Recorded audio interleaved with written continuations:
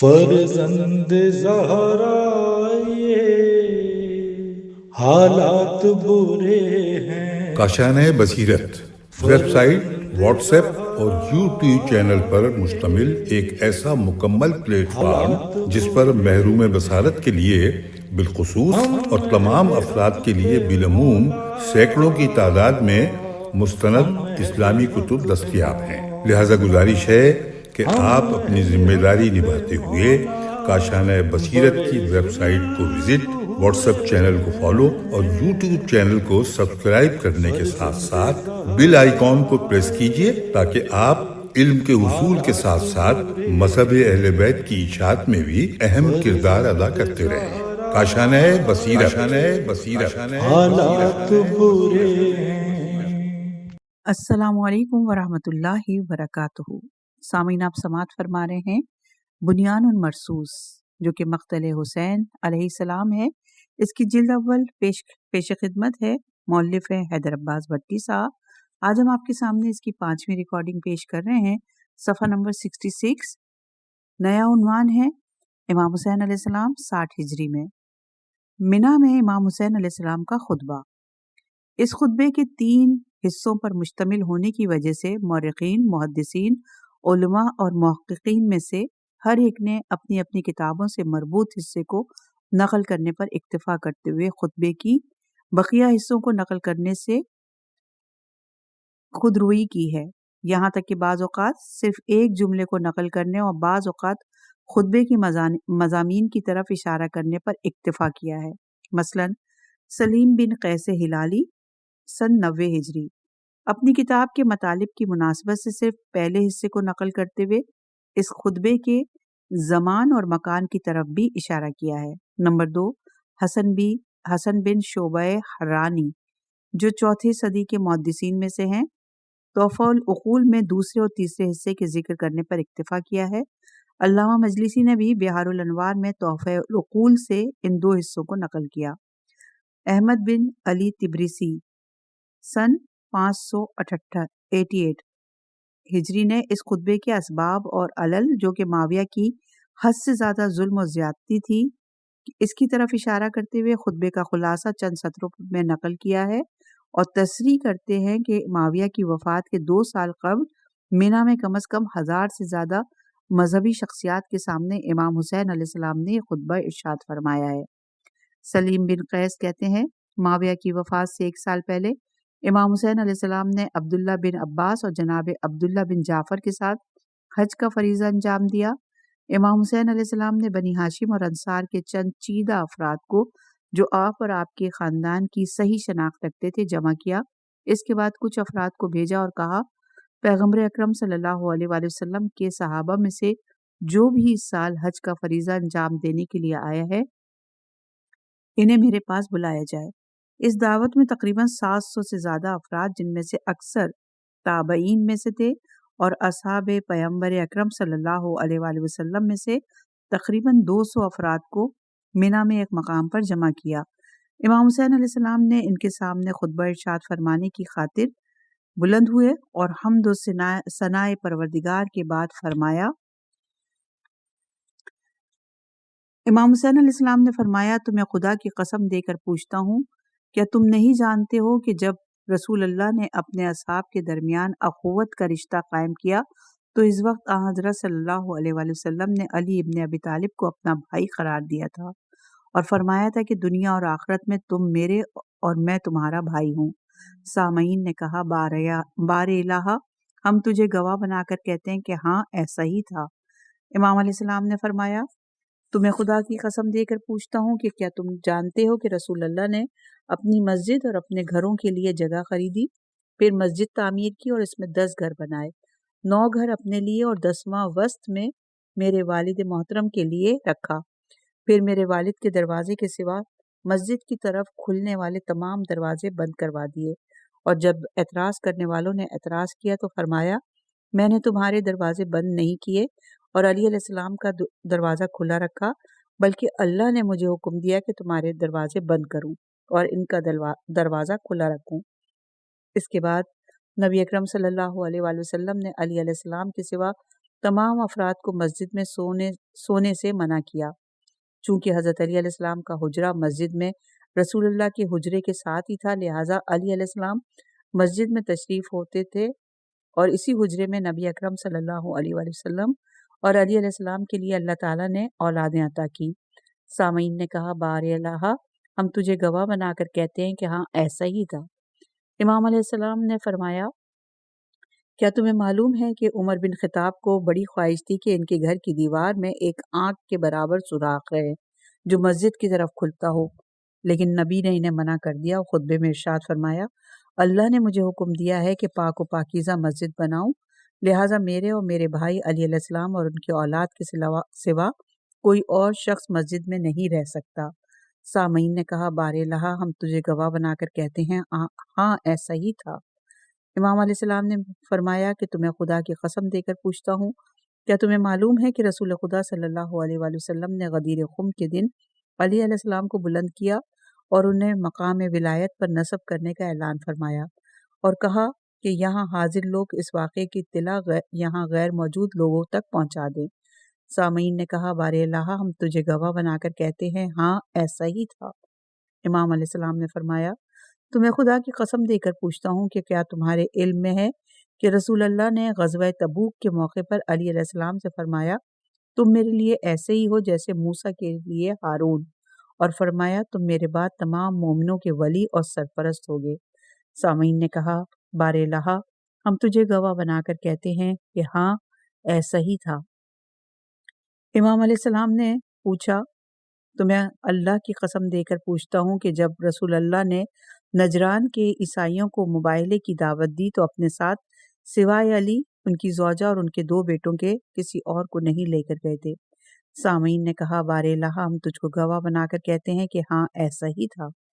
امام علیہ السلام نے فرمایا، تمہیں خدا کی قسم دے کر پوچھتا ہوں، کیا تم جانتے ہو کہ رسول اللہ نے جنگ خیبر کے دن لشکر اسلام کا پرچم حضرت علی علیہ السلام کے سپرد کیا اور فرمایا، میں پرچم اس شخص کے سپرد کر رہا ہوں جس سے اللہ اور اس کا رسول محبت کرتے ہیں اور وہ اللہ اور اس کے رسول سے محبت کرتا ہے۔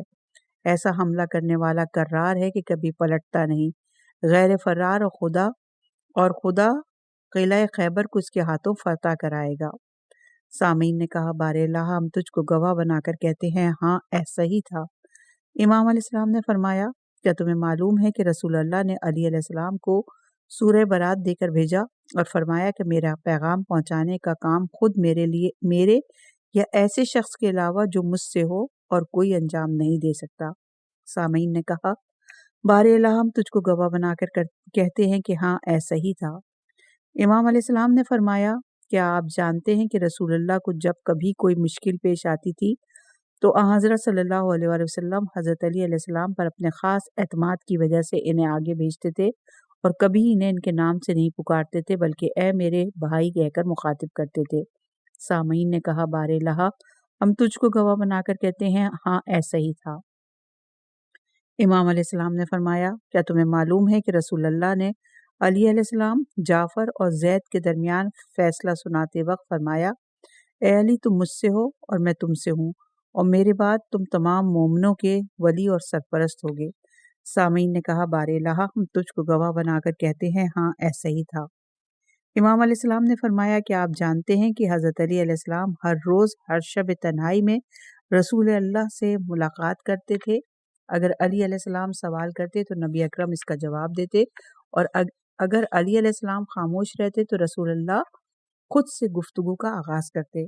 سامعین نے کہا، بار اللہ، ہم تجھ کو گواہ بنا کر کہتے ہیں کہ ہاں ایسا ہی تھا۔ امام علیہ السلام نے فرمایا، کیا تمہیں علم ہے کہ رسول خدا صلی اللہ علیہ وآلہ وسلم اس موقع پر حضرت علی علیہ السلام کو جعفر طیار اور حمزہ اور سید الشہداء پر فضیلت دی؟ جب بی بی فاطمہ زہرا سلام اللہ علیہ سے مخاطب ہو کے فرمایا، میں نے اپنے خاندان کے بہترین شخص سے تمہاری شادی کی ہے، جو سب سے پہلے اسلام لانے والا اور سب سے زیادہ حلم اور بردبار اور سب سے بڑھ کر علم و فضل کا مالک ہے۔ سامعین نے کہا، بار اللہ، ہم تجھ کو گواہ بنا کر کہتے ہیں ہاں ایسا ہی تھا۔ امام علیہ السلام نے فرمایا، کیا تم جانتے ہو کہ رسول خدا صلی اللہ علیہ وآلہ وسلم نے فرمایا، میں تمام اولاد آدم کا سید و سردار ہوں، میرا بھائی علی علیہ السلام عربوں کا سردار ہے، فاطمہ سلام اللہ علیہا تمام اہل جنت کی خواتین کی رہبر ہے، اور میرے بیٹے حسن اور حسین جوانان جنت کے سردار ہیں۔ سامعین نے کہا بار الہ ہم تجھ کو گواہ بنا کر کہتے ہیں ہاں ایسا ہی تھا۔ امام علیہ السلام نے فرمایا کیا تمہیں معلوم ہے کہ رسول اللہ نے حضرت علی علیہ السلام کو حکم دیا تھا کہ وہی ان کے جسد اقدس کو غسل دیں، اور فرمایا کہ جبرائیل اس کام میں ان کے معاون اور مددگار ہوں گے۔ سامعین نے کہا بار الہ ہم تجھ کو گواہ بنا کر کہتے ہیں ہاں ایسا ہی تھا۔ امام علیہ السلام نے فرمایا کیا تمہیں معلوم ہے کہ رسول اللہ نے اپنے آخری خطبے میں فرمایا میں تمہارے درمیان دو گراں قدر امانتیں چھوڑے جا رہا ہوں، اللہ کی کتاب اور میرے اہل بیت علیہم السلام، ان دونوں کو مضبوطی سے تھامے رہو تاکہ گمراہ نہ ہو جاؤ۔ سامعین نے کہا بار الہ ہم تجھ کو گواہ بنا کر کہتے ہیں کہ ہاں ایسا ہی تھا۔ اس کے بعد جب امیر المومنین علیہ السلام کے فضائل پر مشتمل امام علیہ السلام کی گفتگو اختتام کو پہنچنے لگی تو آپ علیہ السلام نے سامعین کو خدا کی قسم دے کر کہا کہ کیا انہوں نے رسول اللہ سے یہ سنا ہے کہ حضرت صلی اللہ علیہ وآلہ وسلم نے فرمایا جو یہ دعویٰ کرے کہ وہ مجھ سے محبت کرتا ہے جبکہ علی علیہ السلام کا بغض اس کے دل میں ہو تو وہ جھوٹا ہے۔ ایسا شخص جو علی علیہ السلام سے بغض رکھتا ہو مجھ سے محبت نہیں رکھتا۔ اس موقع پر کسی کہنے والے نے کہا کہ یا رسول اللہ یہ کیسے ہو سکتا ہے؟ رسول اللہ نے فرمایا کیونکہ وہ علی علیہ السلام مجھ سے ہے اور میں اس سے ہوں۔ جس نے علی علیہ السلام سے محبت کی اس نے مجھ سے محبت کی، اور جس نے مجھ سے محبت کی اس نے اللہ سے محبت کی، اور جس نے علی سے دشمنی کی اس نے مجھ سے دشمنی کی، اور جس نے مجھ سے دشمنی کی اس نے اللہ سے دشمنی کی۔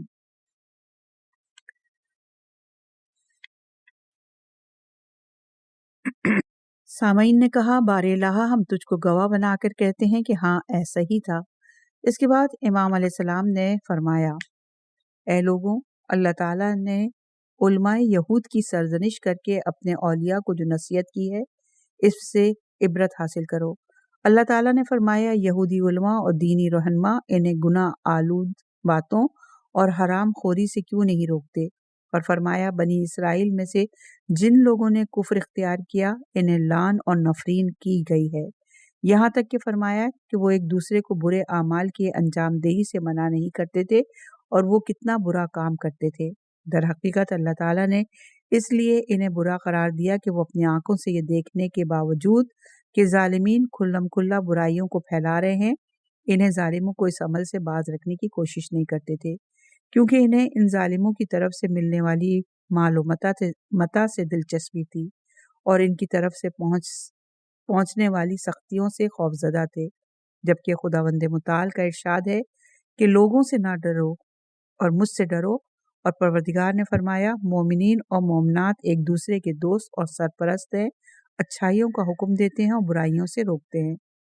اس آیت کریمہ میں مومنین کی صفات بیان کرتے ہوئے اللہ تعالیٰ نے امر بالمعروف اور نہی عن المنکر سے آغاز کیا اور اسے اپنی طرف سے واجب قرار دیا، کیونکہ پروردگار جانتا ہے کہ اگر امر بالمعروف اور نہی عن المنکر انجام پائے اور معاشرے میں برقرار رکھا جائے تو تمام واجبات خواہ وہ آسان ہو یا مشکل خود بخود انجام پائیں گے، اور اس کی وجہ یہ ہے کہ امر بالمعروف اور نہی عن المنکر کا مطلب یہ ہے کہ لوگوں کو اسلام کی دعوت دی جائے اور ساتھ ہی مظلوموں کو ان کے حقوق لوٹائے جائیں، ظالموں کی مخالفت کی جائے، عوامی دولت اور مال غنیمت عادلانہ نظام کے تحت تقسیم ہو، اور صدقات یعنی زکوٰۃ اور دوسرے واجب اور مستحب مالیات کو صحیح مقامات سے وصول کر کے حقداروں پر خرچ کیا جائے۔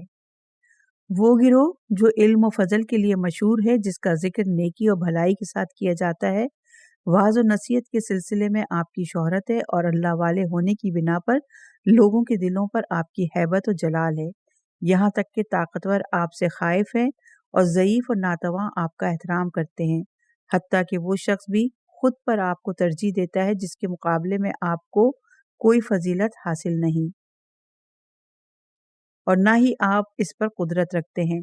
جب حاجت مندوں کے سوال رد ہو جاتے ہیں تو اس وقت آپ ہی کی سفارش کارآمد ہوتی ہے اور آپ کو وہ عزت و احترام حاصل ہے کہ گلی کوچوں میں آپ کا گزر بادشاہوں کے سے جاہ و جلال اور عیان اور اشراف کی سی عظمت کے ساتھ ہوتا ہے۔ یہ سب عزت و احترام صرف اس لیے ہے کہ آپ سے توقع کی جاتی ہے کہ آپ الہی احکام کا اجرا کریں گے، اگرچہ اس سلسلے میں آپ کی کوتاہیاں بہت زیادہ ہیں۔ آپ نے امت کے حقوق کو نظر انداز کر دیا اور معاشرے کے کمزور اور بے بس افراد کے حق کو ضائع کر دیا، اور جس چیز کو اپنے خیال خام میں اپنا حق سمجھتے تھے اسے حاصل کر کے بیٹھ گئے ہیں، نہ اس کے لیے کوئی مالی قربانی دی اور نہ اپنے خالق کی خاطر اپنی جان خطرے میں ڈالی اور نہ اللہ کی خاطر کسی قوم اور قبیلے کا مقابلہ کیا۔ اس کے باوجود آپ جنت میں رسول اللہ کی ہمنشینی اور اللہ کے عذاب سے امان کے متمنی ہیں، حالانکہ مجھے تو یہ خوف ہے کہ کہیں اللہ کا عذاب آپ پر نازل نہ ہو، کیونکہ اللہ کی عزت اور عظمت کے سائے میں آپ اس بلند مقام پر پہنچے ہیں، جبکہ آپ خود ان لوگوں کا احترام نہیں کرتے جو معرفت خدا کے لیے مشہور ہیں، جبکہ آپ کو اللہ کے بندوں میں اللہ کی وجہ سے عزت و احترام کی نظر سے دیکھا جاتا ہے۔ آپ دیکھتے رہتے ہیں کہ اللہ سے کیے ہوئے عہد و پیمان کو توڑا جا رہا ہے، اس کے باوجود آپ خوفزدہ نہیں ہوتے۔ اس کے برخلاف اپنے آباء و اجداد کے بعض عہد و پیمان ٹوٹتے دیکھ کر آپ لرز اٹھتے ہیں، جبکہ رسول اللہ کے عہد و پیمان نظر انداز ہو رہے ہیں اور کوئی پرواہ نہیں کی جا رہی۔ اندھے، گونگے اور اپاہج شہروں میں لاوارث پڑے ہیں اور کوئی ان پر رحم نہیں کرتا۔ آپ لوگ نہ تو اپنا کردار ادا کر رہے ہیں اور نہ ان لوگوں کی مدد کرتے ہیں جو کچھ کر رہے ہیں۔ آپ لوگوں نے خوشامد اور چاپلوسی کے ذریعے اپنے آپ کو ظالموں کے ظلم سے بچایا ہوا ہے، جبکہ خدا نے اس سے منع کیا ہے اور ایک دوسرے کو بھی منع کرنے کے لیے کہا ہے، اور آپ ان تمام احکام کو نظر انداز کیے ہوئے ہیں۔ آپ پر آنے والی مصیبت دوسرے لوگوں پر آنے والی مصیبت سے کہیں بڑی مصیبت ہے، اس لیے کہ اگر آپ سمجھیں تو علماء کے اعلیٰ مقام و منزلت سے آپ کو محروم کر دیا گیا ہے، کیونکہ مملکت کے نظم اور نسق کی ذمہ داری علماء الہی کے سپرد ہونی چاہیے، جو اللہ کے حلال اور حرام کی امانت دار ہیں، اور اس مقام و منزلت سے چھین لیے جانے کا سبب یہ ہے کہ آپ حق سے دور ہو گئے ہیں اور واضح دلائل کے باوجود سنت کے بارے میں اختلاف کا شکار ہیں۔ اگر آپ اذیت اور آزار جھیلنے اور اللہ کی راہ میں مشکلات برداشت کرنے کے لیے تیار ہوتے تو احکام الہی اجرا کے لیے آپ کی خدمت میں پیش کیے جاتے اور آپ ہی سے صادر ہوتے اور معاملات میں آپ ہی سے رجوع کیا جاتا، لیکن آپ نے ظالموں اور جابروں کو یہ موقع دیا کہ وہ آپ سے یہ مقام و منزلت چھین لیں اور اللہ کے حکم سے چلنے والے وہ امور جن میں حکم الہی کی پابندی ضروری تھی اپنے کنٹرول میں لے لیں، تاکہ اپنے اندازوں اور وہم اور خیال کے مطابق فیصلے کریں اور اپنی نفسانی خواہشات کو پورا کریں۔ وہ حکومت پر قبضہ کرنے میں اس لیے کامیاب ہو گئے کیونکہ آپ موت سے ڈر کر بھاگنے والے تھے اور اس فانی اور عارضی دنیا کی محبت میں گرفتار ہو گئے تھے۔ پھر آپ کی یہ کمزوریاں سبب بنی کہ ضعیف اور کمزور لوگ ان کے چنگل میں پھنس گئے، اور نتیجہ یہ ہے کہ کچھ تو غلاموں کی طرح کچل دیے گئے اور کچھ مصیبت کے ماروں کی مانند اپنی معیشت کے ہاتھوں بے بس ہو گئے۔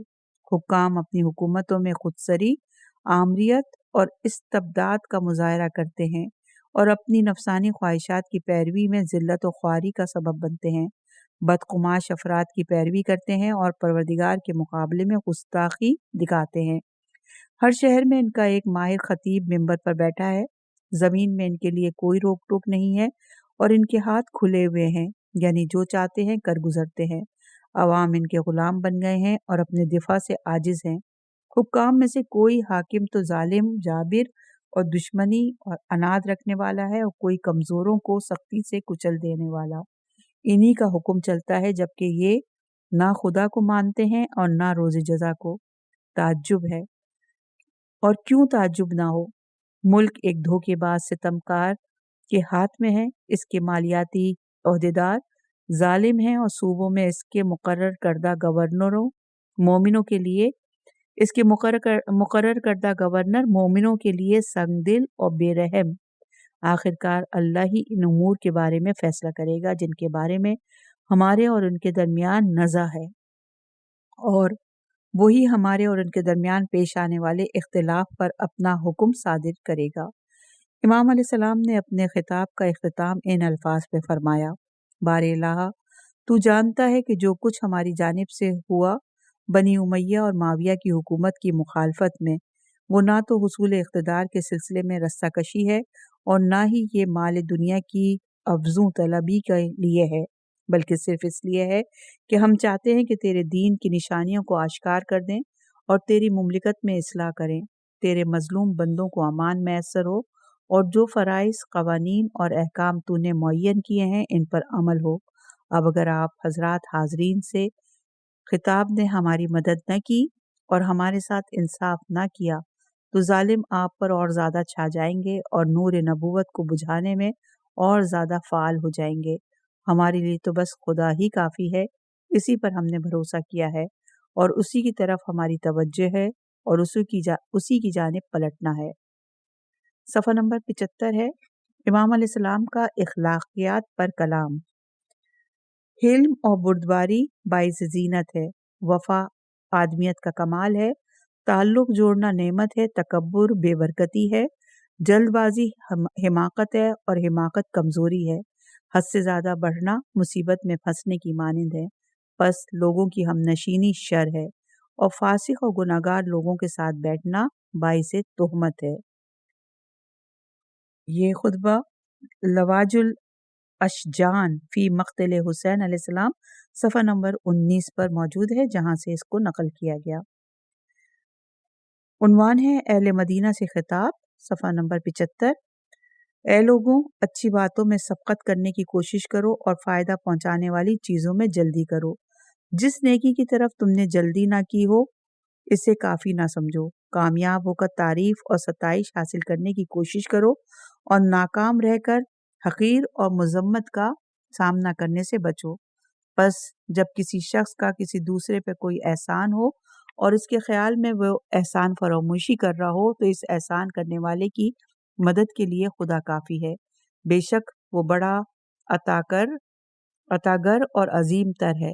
جان لو کہ لوگوں کا تمہارے پاس اپنے کام لے کر آنا تم پر خدا کی نعمت ہے، تو تم نعمتوں سے تنگ دل نہ ہو، پھر کہیں ایسا نہ ہو کہ وہ نعمتیں عذاب کی شکل اختیار کر لیں۔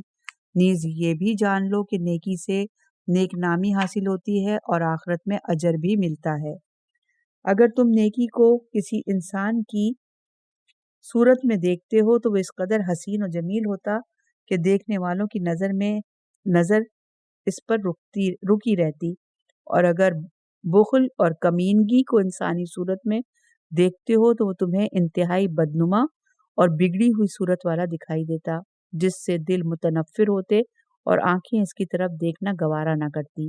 اے لوگوں، جو سخاوت کرتا ہے اسے سرداری ملتی ہے، اور جو بخل اور کنجوسی سے کام لیتا ہے وہ ذلیل ہوتا ہے۔ سب سے زیادہ سخی وہ ہے جو ایسے شخص کو دے جو اس سے امید نہ رکھتا ہو۔ سب سے بڑا درگزر کرنے والا وہ ہے جو اپنے دشمن پر غلبہ حاصل کرنے کے بعد معاف کرے۔ سب سے زیادہ صلہ رحمی کرنے والا وہ ہے جو ایسے رشتہ دار اور قریبی شخص کے ساتھ تعلق قائم رکھنے کی کوشش کرے جو اس کے ساتھ قطع تعلق ہی کرتا ہو۔ جو پودا لگایا جاتا ہے اس کی شاخوں کے ساتھ جڑیں بھی پروان چڑھتی ہیں، لہٰذا جو بھی اپنے کسی بھائی کے ساتھ نیکی کرے گا اسے روز قیامت موجود پائے گا، اور جو محض رضائے خدا کے لیے اپنے بھائی کا کوئی کام کرے گا تو اللہ اس کے مشکل وقت میں مدد فرمائے گا اور اس کے کام کی نسبت بڑی آزمائش کو دور کرے گا۔ جو کسی مومن کی پریشانی دور کرے اللہ تعالیٰ اس کی دنیا اور آخرت کی پریشانیاں دور کرے گا، اور جو کسی کے ساتھ نیکی کرے اللہ تعالیٰ اسے بہترین بدلہ عطا کرے گا، اور اللہ نیکی کرنے والوں کو پسند کرتا ہے۔ صفحہ نمبر 76 عنوان ہے مروان ملعون کو اس کے غضب کی علامت بتانا۔ تبریسی نے اپنی کتاب الاحتجاج میں محمد بن صائب کی زبانی نقل کیا کہ ایک دن مروان بن حکم ملعون نے امام حسین علیہ السلام سے کہا، اگر آپ کے پاس آپ کی والدہ جناب فاطمہ سلام اللہ علیہ کی فضیلت کا سہارا نہ ہوتا تو آپ کس بنیاد پر ہم پر فخر کرتے؟ امام حسین علیہ السلام کو اس گستاخی پر سخت غصہ آیا۔ آپ اٹھے اور اس کی پگڑی کو اس کی گردن میں لپیٹ کر زور دیا، جس کے اس کی آنکھیں ابل پڑیں اور وہ بے ہوش ہو کر زمین پر گرا۔ اس کے بعد آپ نے گروہ قریش کی طرف دیکھ کر فرمایا، میں تمہیں خدا کا واسطہ دیتا ہوں اگر میری بات سچی ہو تو تم میری تصدیق کرنا۔ مجھے بتاؤ، کیا میرے بھائی حسن علیہ السلام اور مجھ سے زیادہ رسول خدا کسی سے پیار کرتے تھے؟ تمام حاضرین نے کہا آپ دونوں بھائی ہی رسول خدا کی محبت کا محور تھے۔ پھر آپ علیہ السلام نے فرمایا اچھا یہ بتاؤ، مروان ملعون اور اس کے باپ سے بھی زیادہ رسول خدا کسی اور سے نفرت کیا کرتے تھے؟ تمام حاضرین نے کہا یہ دونوں باپ بیٹے رسول خدا کو سخت ناپسند تھے۔ پھر امام علیہ السلام نے فرمایا اور میری صداقت کی علامت یہ ہے کہ جب یہ ناراض ہو کر اٹھے گا تو اس کے کندھوں سے اس کی چادر گر جائے گی۔ جب مروان ملعون اٹھ کر جانے لگا تو ایسے ہی ہوا۔ صفحہ نمبر 77، عنوان ہے یزید ملعون کی بیعت۔ طبری نے اپنی تاریخ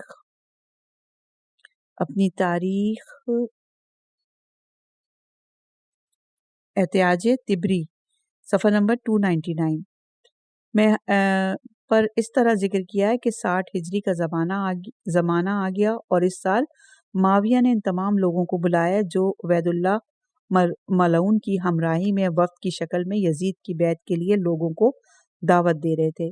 ان تمام لوگوں کو بلا کر اس نے عہد و پیمان باندھے جسے حشام بن محمد نے ابو مخنف کے حوالے سے ذکر کیا ہے۔ ابو مخنف کہتے ہیں کہ ہم سے عبد الملک بن نوفل بن مساحق بن عبداللہ بن مخرمہ نے بیان کیا کہ معاویہ جس مرض الموت میں ہلاک ہوا اسی مرض کی حالت میں اس نے اپنے بیٹے یزید ملعون کو بلایا اور کہا اے میرے بیٹے، میں نے رنج سفر سے تجھے آسودہ تمام چیزوں کو تیرے لیے مہیا اور تیرے لیے دشمنوں کو سرنگوں ذلیل اور رسوا سارے عرب کی گردن کو تیرے آگے جھکا دیا اور تمام چیزوں کو تیرے لیے جمع کر دیا۔ اس زمانے میں زیاد ملعون معاویہ کی طرف سے بصرہ کا گورنر تھا جس کی ابتدا 45 ہجری سے ہوئی۔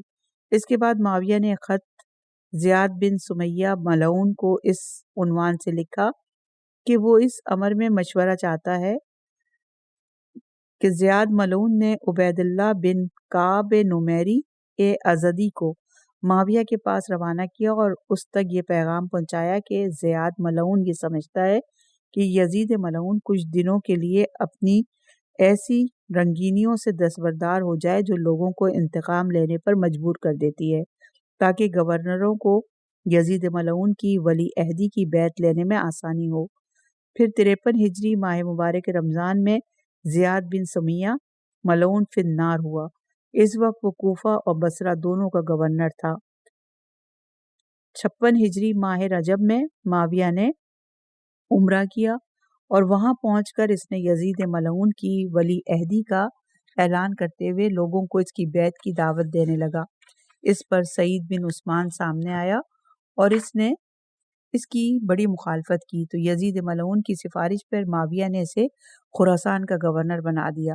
اس کے بعد معاویہ کا نمک خوار مروان بن حکم ملعون جو اس وقت مدینے کا گورنر تھا معاویہ کے سامنے آیا اور بہت مخالفت کی تو معاویہ نے اسے خوب پھٹکارا اور 57 ہجری میں اسے گورنری سے معزول کر دیا، اور یہ روایت بھی طبری جلد نمبر 5 صفحہ نمبر 309 پر ہے۔ مسعودی نے اپنی کتاب کی تیسری جلد میں مروان ملعون کی مخالفت کا مفصل تذکرہ کیا۔ عبید اللہ بن زیاد ملعون جو 55 ہجری سے بصرہ کا گورنر تھا، اس نے 60 ہجری میں ایک وفد شام کی طرف روانہ کیا تاکہ وہ معاویہ کے سامنے یزید ملعون کی بیعت کرے، اور یہ روایت بھی طبری جلد نمبر 2 صفحہ نمبر 322 پر ہے۔ صفحہ نمبر ہے 78، عنوان ہے اہل کوفہ کا خط۔ یزید ملعون کی بیعت کے بعد کافی افراد نے امام حسین علیہ السلام کی طرف رجوع کیا اور مشورہ دیا کہ بنی امیہ کے خلاف خروج کریں۔ انہی میں سے ایک جماعت کوفے کی بھی تھی۔ امام حسن علیہ السلام کی شہادت کے بعد کوفے کے شیعہ جادہ بنت حبیرہ مخزومی کی اولاد کے ہمراہ جناب سلمان بن سرد خزائی کے گھر اکٹھا ہوئے اور ایک خط امام حسین علیہ السلام کے نام لکھا۔ خط کا کچھ حصہ یوں تھا: اللہ آپ کو بزرگ ترین خلف امام حسن علیہ السلام کی شہادت کے غم پر اجر اور صبر عطا فرمائے۔ ہم آپ کے شیعہ آپ کے غم میں غمزدہ اور آپ کی مصیبت میں مصیبت زدہ اور آپ کی خوشی پر خوشحال ہیں۔ ہم آپ کے حکم کے منتظر ہیں۔ جادہ بنت حبیرہ کے بیٹوں نے بھی امام علیہ السلام کے نام خط لکھا کہ آپ کے بارے میں کوفے والوں کی رائے اچھی ہے، وہ چاہتے ہیں کہ آپ کوفہ تشریف لے آئیں اور وہ آپ کے منتظر ہیں۔ اور یہ روایت ہے انصاب الاشراف جلد نمبر 1 صفحہ نمبر 152 پر۔ انہوں نے مزید لکھا کہ وہ اس شہر میں ان افراد سے میل ملاقات کرتے ہیں جو حضرت کے بھائیوں اور دوستوں میں سے ہیں اور ان کی بات پر اعتماد کیا جا سکتا ہے۔ یہ نجیب اور بہادر لوگ ہیں، چونکہ یہ ابو سفیان کی اولاد کے دشمن ہیں اور اس سے نفرت کرتے ہیں۔ آپ ان کی طرف روانہ ہوں اور اس بارے میں انہیں خط بھی لکھیں۔ تاریخ یعقوبی میں امام حسین علیہ السلام کے نام اہل کوفے کے خط کے میں یوں آیا ہے۔ بسم اللہ الرحمن الرحیم صفحہ نمبر 79 ہے۔ یہ خط امام حسین علیہ السلام اور ان کے پدر بزرگوار امیر المومنین علیہ السلام کے شیعوں کی طرف سے حسین بن علی علیہ السلام کے نام۔ آپ پر درود و سلام ہو۔ ہم اس خدا کی حمد و ثنا کرتے ہیں جس کے سوا اور کوئی خدا نہیں۔ اما بعد ہمیں اطلاع ہوئی کہ حسن بن علی علیہ السلام دنیا سے رخصت ہو چکے ہیں۔ ان پر خدا وند کریم کا درود و سلام ہو۔ جس دن وہ دنیا میں تشریف لائے اور جس دن دنیا سے رخصت ہوئے، اور اس دن پر کہ جب وہ روز قیامت مبعوث ہوں گے، ان کا خدا انہیں بخش دے، ان کے نیک اعمال قبول فرمائے اور انہیں پیغمبر خدا کے ساتھ محشور فرمائے۔ خداوند متعال اس عظیم مصیبت پر آپ کو دگنا اجر عطا کرے اور اس مصیبت کی تلافی فرمائے۔ ہم خداوند کی طرف سے اجر عظیم کے امیدوار ہیں۔ ان للہ و انا الیہ راجعون۔ یہ کتنی بڑی مصیبت ہے جو پیغمبر اکرم کے وصی اور ان کے دختر کے فرزند کی رحلت سے امت اسلامیہ اور آپ کے چاہنے والوں پر نازل ہوئی ہے۔ وہ پرچمدار ہدایت اور شہروں کا نور تھے۔ وہ قیام دین اور دیانت اور سیرت صالحین کو لوٹانے کی امید تھے۔ اس مصیبت کی گھڑی میں صبر کریں، خداوند اس مصیبت کی وجہ سے آپ پر اپنی رحمت نازل فرمائے۔ اس مصیبت پر صبر کرنا بہت مشکل کام ہے۔ آپ اپنے اجداد کی جانشین ہیں۔ خداوند اس کو نجات عنایت کرتا ہے جو آپ کی رہنمائی سے ہدایت یافتہ ہوتا ہے اور اسے گمراہی سے نجات دیتا ہے۔ ہم آپ کے پیروکار اور آپ کے شیعہ اور آپ کی مانندے غم زدہ اور مغزون ہیں۔ ہم آپ کے غم کی وجہ سے غمگین اور آپ کی خوشی میں خوش ہیں۔ آپ کا راستہ ہمارا راستہ، ہم آپ کے حکم کے منتظر ہیں۔ خداوند متعال آپ کو بڑا دل عطا کرے، آپ کا نام بلند کرے، آپ کو اجر عظیم نصیب فرمائے، آپ پر اپنی نعمت نازل فرمائے اور آپ کا حق کہ جو کھو چکا ہے آپ کی جانب لوٹا دے۔ اور یہ روایت تاریخ یعقوبی جلد نمبر 1 صفحہ نمبر 200 میں موجود ہے۔ صفحہ نمبر 79 ہے۔ عنوان ہے امام حسین علیہ السلام کا جوابی خط۔ یقیناً مجھے امید ہے کہ میرے بھائی حسن علیہ السلام نے معاویہ کے ساتھ ترک خصومت اور دشمنی کا جو ارادہ کیا وہ ارادہ جو میں نے ظالموں کے ساتھ جہاد کرنے کا کیا ہے، دونوں عقل و دانائی کی بنا پر ہیں۔ جب تک ہند کا بیٹا معاویہ زندہ ہے کسی قسم کا کوئی کام انجام نہ دیں اور اپنے آپ کو دشمن کی نگاہ سے مخفی رکھیں، اپنا ارادہ دوسروں سے پوشیدہ رکھیں، بے وقوفوں سے محتاط رہیں، اور اگر کوئی واقعہ رونما ہوتا ہے یعنی معاویہ مر جائے اور میں زندہ رہوں، پھر اگر خدا نے چاہا تو میں آپ لوگوں کو اپنے ارادے سے آگاہ کروں گا۔ اور یہ روایت بھی انصاب الاشراف جلد نمبر 1 صفحہ نمبر 152 پر ہے۔ ایک طرف بزرگان عراق اور دوسری طرف سے اشراف حجاز مسلسل امام حسین علیہ السلام کی خدمت میں حاضر ہوتے رہے اور امام علیہ السلام کو بنی امیہ کی حکومت کے خلاف نکلنے کی تجویز دیتے رہے اور کہتے تھے کہ ہم سب آپ کے چاہنے والے ہیں اور حکومت تشکیل دینے کا ذریعہ ہیں، کیونکہ کسی کو ذرا برابر شک نہیں تھا کہ اگر معاویہ دنیا سے چلا جاتا ہے تو تمام لوگ امام حسین علیہ السلام کی طرف آئیں گے اور ان پر کسی کو ترجیح نہیں دیں گے۔ صفحہ نمبر 80 عنوان ہے امام علیہ السلام کے نام معاویہ کا خط۔ مجھے آپ کے بارے میں ایسی خبر ملی ہے جو آپ کی شان کے خلاف ہے، کیونکہ آپ نے میرے ساتھ عہد و پیمان کیا ہے، لہٰذا اپنے وعدے پر قائم رہیں۔ اے حسین علیہ السلام، آپ یہ بات سن لیں کہ جب تک آپ میری مخالفت نہیں کریں گے میں بھی نہیں کروں گا، لیکن اگر آپ نے میرے ساتھ مکر و فریب کرنا شروع کر دیا تو میں بھی وہی کروں گا۔ نادان لوگ جو فتنہ و فساد برپا کرنے کے در پہ ہیں وہ آپ کو منحرف نہ کر دیں اور یہ روایت ہے طبقات ابن سعد جلد نمبر 1 صفحہ نمبر 54 پر۔ صفحہ نمبر 80 عنوان ہے امام حسین علیہ السلام کا جوابی خط۔ مجھے تمہارا خط ملا، میرے بارے میں جو کچھ تمہیں بتایا گیا ہے میں وہ نہیں ہوں، میرا مقام و مرتبہ اس سے بلندتر ہے، خدا کے سوا کوئی بھی انسان نیکیوں کی ہدایت نہیں کر سکتا، میرا تمہارے ساتھ جنگ کرنے کا کوئی ارادہ نہیں ہے اور میرے پاس تمہارے ساتھ جنگ کرنے کا کوئی عذر بھی نہیں ہے جو اللہ کی بارگاہ میں پیش کروں، میں نہیں سمجھتا ہوں کہ اس میں اس امت پر تمہاری حکومت کے علاوہ کوئی اور بڑا فتنہ ہو۔ اور یہ روایت ہے تاریخ مدینہ دمشق ابن عساکر جلد نمبر 14 صفحہ نمبر 206، طبقات ابن سعد جلد نمبر 1 صفحہ نمبر 54 پر۔ صفحہ نمبر ہے 81 عنوان ہے وفد کوفے کا وفد اور جناب محمد حنفیہ۔ کوفے کے کچھ لوگ امام حسین علیہ السلام کے بھائی جناب محمد حنفیہ کے پاس آئے اور ان سے کہا کہ معاویہ کے خلاف بغاوت کریں، انہوں نے قبول نہ کیا اور امام علیہ السلام کی خدمت میں جا کر سب کچھ انہیں بتایا۔ حضرت نے جواب میں فرمایا سب لوگ اپنا ہدف حاصل کرنے کے لیے ہمیں استعمال کرنا چاہتے ہیں اور لوگوں کو خون بہانے اور ہمارا خون ضائع کرنے کے متمنی ہے۔ اور یہ روایت ہے طبقات الکبریٰ جلد نمبر 1 صفحہ نمبر 440، ابن کثیر جلد نمبر 8 صفحہ نمبر 161، سیر الاعلام النبلا جلد نمبر 3 صفحہ نمبر 293، تاریخ دمشق جلد نمبر 5 صفحہ نمبر 5، بغیت الطالب فی الاخبار الحلب جلد نمبر 5 صفحہ نمبر 25 پہ۔ صفحہ نمبر 81 ہے اور عنوان ہے مسیب بن عقبہ فرازی کی امام علیہ السلام سے ملاقات۔ امام حسین علیہ السلام کی خدمت میں حاضر ہونے والے افراد میں سے ایک شخص مسیب بن عقبہ فرازی تھے۔ یہ حضرت علی علیہ السلام کے اصحاب میں سے تھے اور یہ جنگ جمل اور جنگ صفین میں امیر المومنین علی علیہ السلام کے ساتھ تھے۔ یہ کوفے کے بزرگوں میں سے تھے۔ یہ لوگوں کو اپنے ہمراہ لے کر امام حسین علیہ السلام کی خدمت میں شرف یاب ہوئے اور امام علیہ السلام سے عرض کی کہ معاویہ کو خلافت سے معزول کریں۔ امام علیہ السلام نے فرمایا امید ہے کہ میرے بھائی نے جو کنارہ گیری کا ارادہ کیا ہے اور دشمن کے ساتھ جہاد کرنے کا میرا جو ارادہ ہے خداوندہ اس پر اجر عنایت فرمائے۔ اور یہ روایت ہے الطبقات الکبریٰ جلد نمبر 1 صفحہ نمبر 440، تاریخ اسلام جلد نمبر 5 صفحہ نمبر 7، تہذیب ابن عساکر جلد نمبر 4 صفحہ نمبر 330، بغیت الطلب فی الاخبار حلب جلد نمبر 3 صفحہ نمبر 24 پر۔ امام علیہ السلام کے گھر میں رفت و آمد کا سلسلہ زیادہ ہو گیا۔ عمرو بن عثمان مروان بن حکم ملون کے پاس آیا۔ اس وقت مروان ملون حاکم مدینہ تھا۔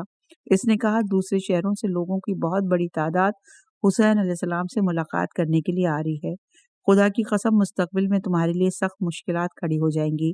مروان بن حکم ملون نے اس بارے میں معاویہ کو خط لکھا اور صورتحال سے آگاہ کیا۔ معاویہ نے جواب میں لکھا کہ جب تک حسین علیہ السلام کھل کر دشمنی کا اظہار نہیں کرتے اور تمہارے خلاف محاذ قائم نہیں کرتے تمہیں ان سے کوئی غرض نہیں، لیکن ان کی حرکات و سکنات پر خاص توجہ رکھو۔ اور یہ روایت تاریخ طبری جلد نمبر 5 صفحہ نمبر 338، اصناف الاشراف جلد نمبر 3 صفحہ نمبر 152، تاریخ اسلام جلد نمبر 4 صفحہ نمبر 152۔ صفحہ نمبر 81 عنوان ہے ابو سعید خضری صحابی رسول کی ملاقات۔ ابو سعید خضری امام حسین علیہ السلام کی خدمت میں حاضر ہوئے اور عرض کیا اے ابا عبداللہ، میں آپ کا خیر خواہ اور ہمدرد ہوں۔ میں نے سنا ہے کہ کوفے سے آپ کے کچھ پیروکار آپ کے پاس حاضر ہوئے ہیں اور آپ سے حکومت کے خلاف خروج کرنے کی تمنا کی ہے۔ آپ ہرگز ایسا نہ کریں، کیونکہ میں نے کوفے کے بارے میں آپ کی پدر گرامی قدر سے سنا ہے کہ انہوں نے فرمایا خدا کی قسم وہ اہل کوفہ مجھ سے تھک چکے ہیں اور وہ میرے دشمن ہیں، میں بھی ان سے تھک چکا ہوں اور ان سے متنفر ہوں۔ کوفے والوں میں وفا نام کی کوئی چیز نہیں، اگر کوئی ان سے دل وابستہ کرے تو گویا اس نے کن تلوار پر بھروسہ کیا۔ خدا کی قسم ان میں محکم عزم رکھنے کی قدرت نہیں اور نہ ہی وہ کسی کام کے لیے پکا ارادہ کرتے ہیں، ان میں شمشیر کے مقابلے میں ڈٹ جانے کی طاقت نہیں۔ اور یہ روایت ہے طبقات الکبریٰ جلد نمبر 1 صفحہ نمبر 440، ابن کثیر جلد نمبر 8 صفحہ نمبر 169 تہذیب ابن عساکر جلد نمبر 4 صفحہ نمبر 329 تاریخ دمشق جلد نمبر 14 صفحہ نمبر 205 پر۔ صفحہ نمبر 82 ہے، عنوان ہے امام حسین علیہ السلام اور ولید بن عتبہ ملعون۔ انصاب الاشراف میں نقل ہے کہ ولید بن عتبہ ملعون جب حاکم مدینہ تھا تو وہ اہل عراق کو امام حسین علیہ السلام سے ملاقات کرنے سے منع کرتا تھا۔ ایک دفعہ امام علیہ السلام نے فرمایا، اے وہ شخص جس نے اپنے آپ پر ظلم و ستم کیا، اپنے خدا کی نافرمانی کی، تم میرے اور ان کے درمیان کیوں حائل ہوتے ہو کہ جس نے ہمارے حق کو پہچانا ہے کہ جسے تم اور تمہارے چچا معاویہ نے نہیں پہچانا۔ ولید ملعون نے جواب میں کہا، اے کاش ہماری بردباری اس کا باعث